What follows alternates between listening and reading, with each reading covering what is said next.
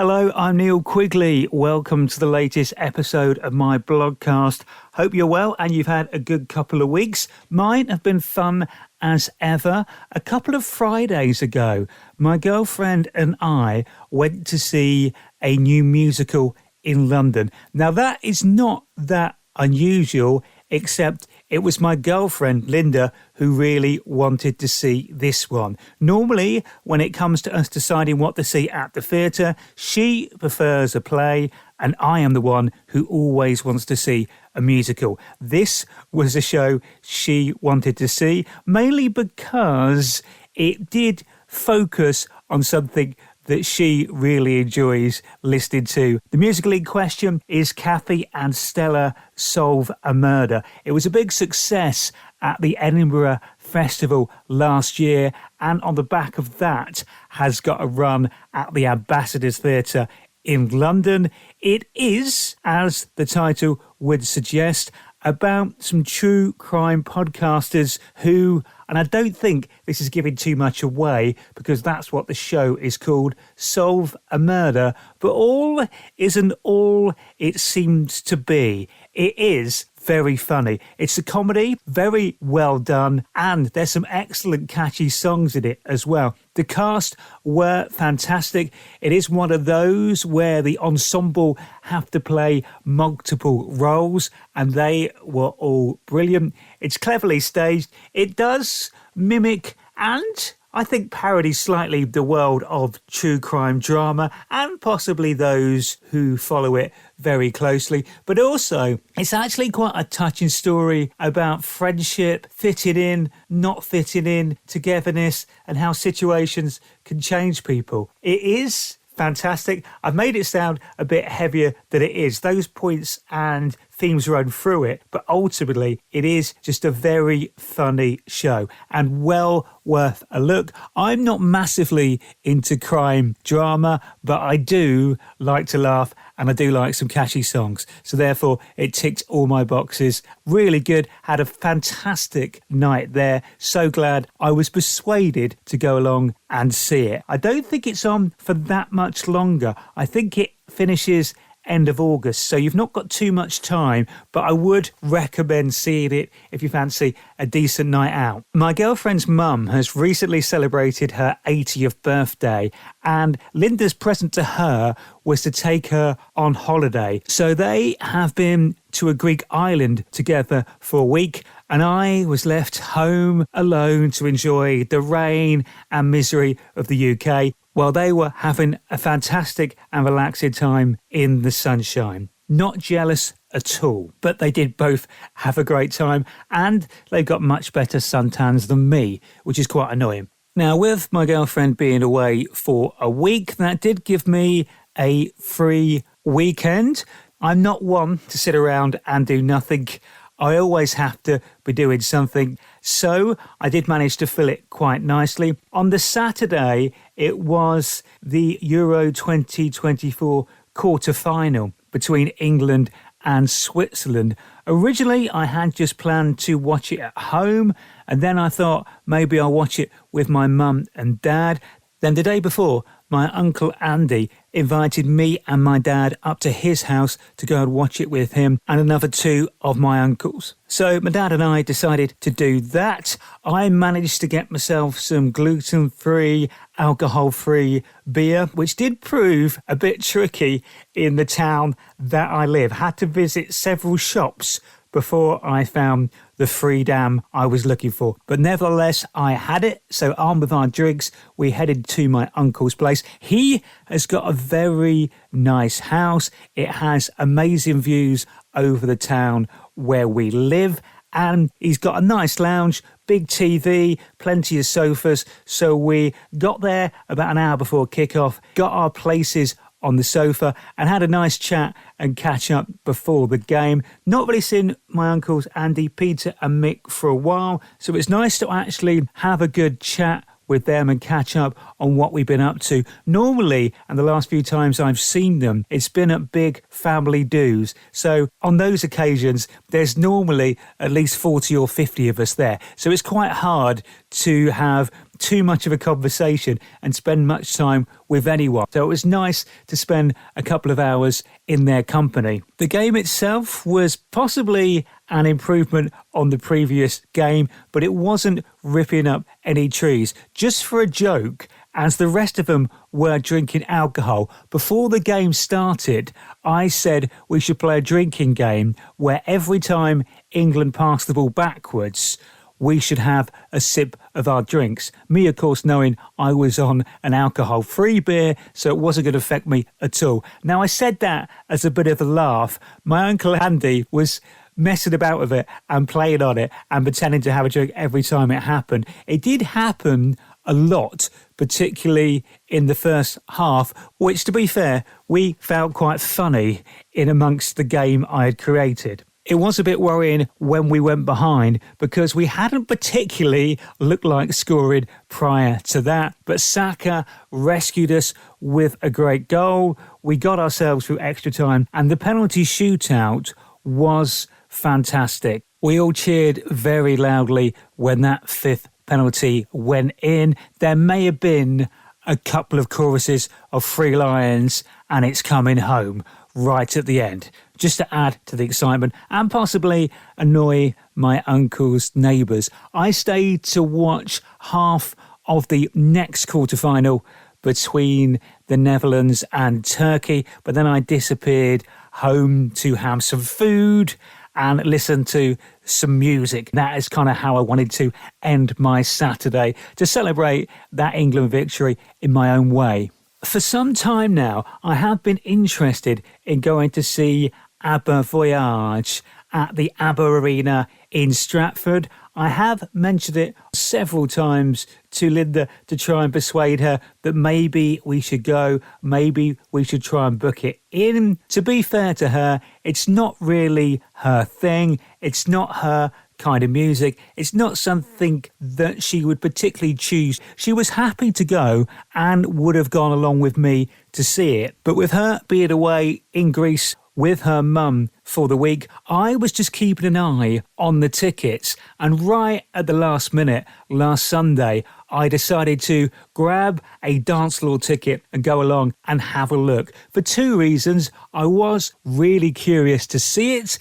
I was surprised there was a ticket available at such late notice, and possibly most importantly, they do a 1 p.m. show on a Sunday, which just sounded perfect to me. Get up and get there in the morning, enjoy the show and be back at a reasonable time to cook yourself a nice Sunday roast and not be too late to bed, because one thing you don't want to do is start the week tired. I did know a lot of people who had already seen it and they all seemed to love it when I spoke to them about it. So I was very excited as I caught the train and the tube over in that direction. The last time I'd been that way was to have a tour of the Olympic Stadium and a good look round the Westfield shopping centre they have at that location. As I went up on the Sunday morning, travelling there was very easy. The trains and the tubes were nice and quiet, so I actually got a seat all the way to Stratford, which made a nice change. Got there within plenty of time, so treated myself to a cup of tea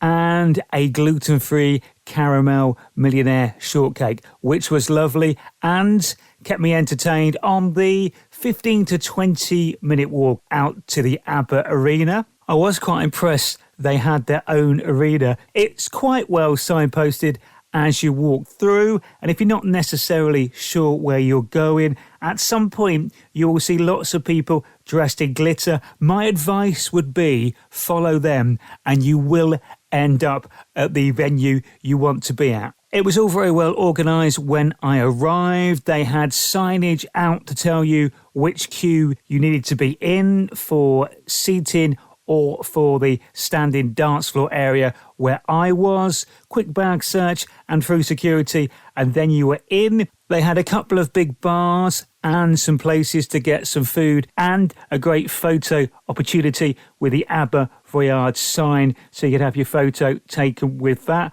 I was there by myself, so I did a deal with two people behind me in that I got them to take my photo and then I took theirs for them, which worked out quite nicely. Thought I'd get myself a drink before I went into the auditorium as I got there nice and early before the start of the show. I just asked for a water, and I could have had a simple, normal bottle of water, or you could have, for a bit more money, an ABBA Voyage reusable water bottle, which came with water. So I went with that nice bit of branding and something I can keep and reuse. And it wasn't that more ridiculously expensive. Bearing in mind, you do get a water bottle to keep at the end of it. And I consider that my merchandise, so I didn't go to the shop they had there. Although, on reflection, a t-shirt probably would have been nice. Never one to want to go in too early when I'm seeing a show. I decided to head in about 25 minutes before it started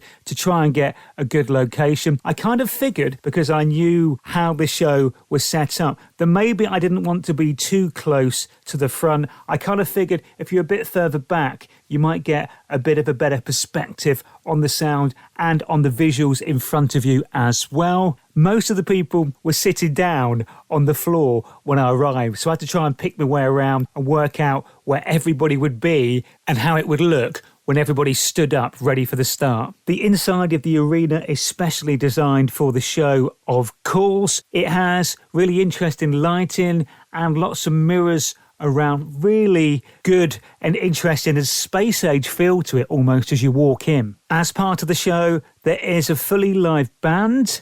There are backing singers led by none other than the band Cleopatra coming at you.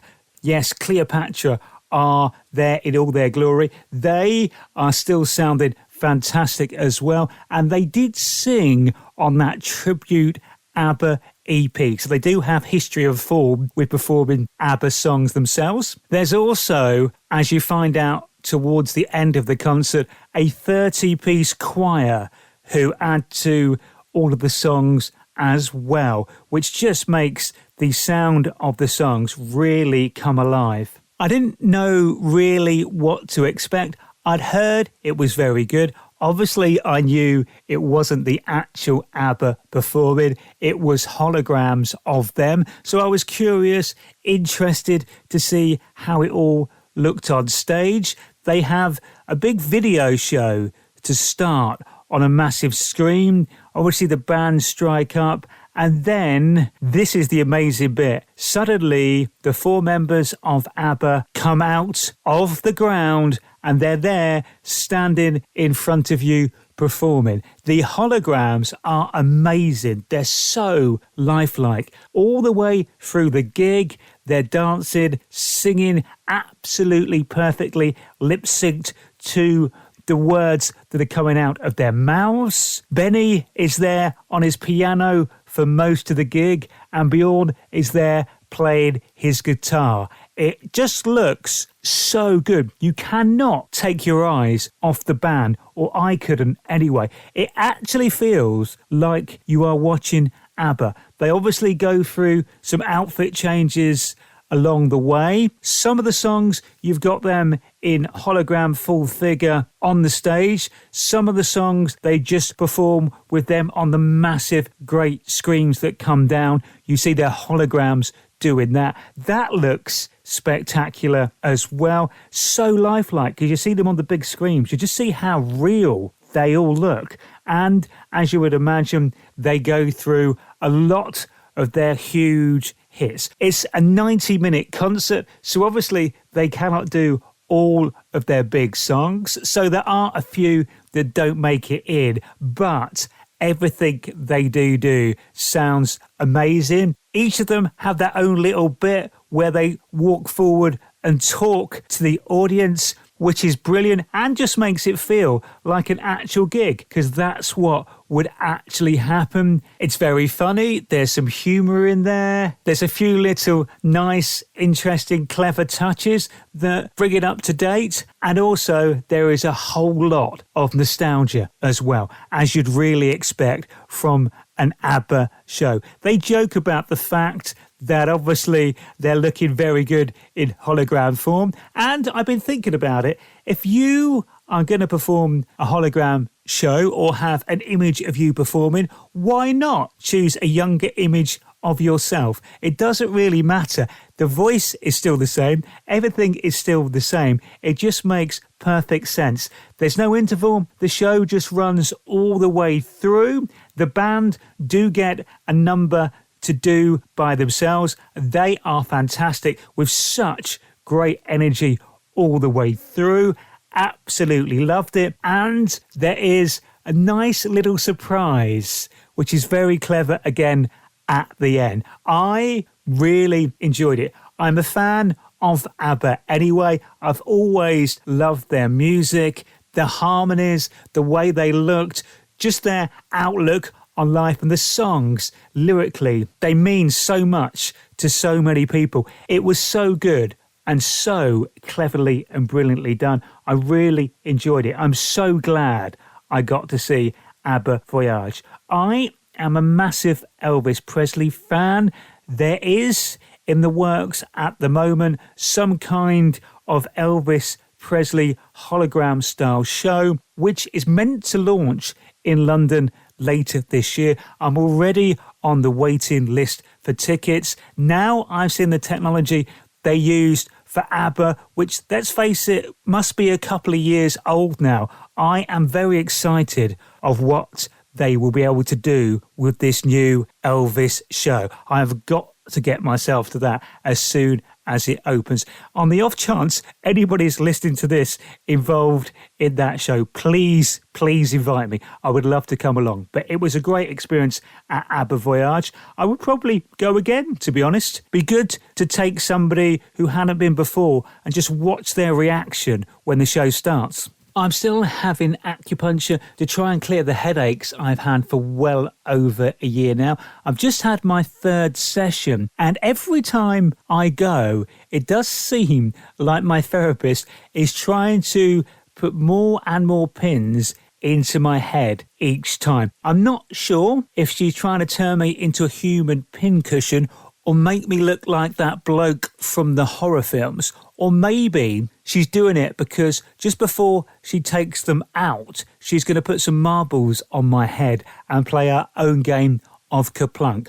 Either way, I think it is making a small amount of difference at this stage. I'm going to keep going with it because I know it could take some time. It's an interesting feeling. I find it very relaxing. It's a bit strange when the needles go in and out, but all good. So I'm sticking with it and hopefully get these headaches under control. That will be amazing. And that ultimately is what I'm hoping. Now, it does seem a little bit like I'm falling to bits at the moment. I've been having some problems with my asthma this year in that my wheezing has suddenly got a bit worse. I went to the nurse, we tried some different inhalers and some different tablets, and they didn't really work. In fact, they generally made the wheezing worse. So now I'm back to my original inhaler that I was on in the first place, and I had to go for a chest x-ray at the hospital last week just to make sure there's nothing untoward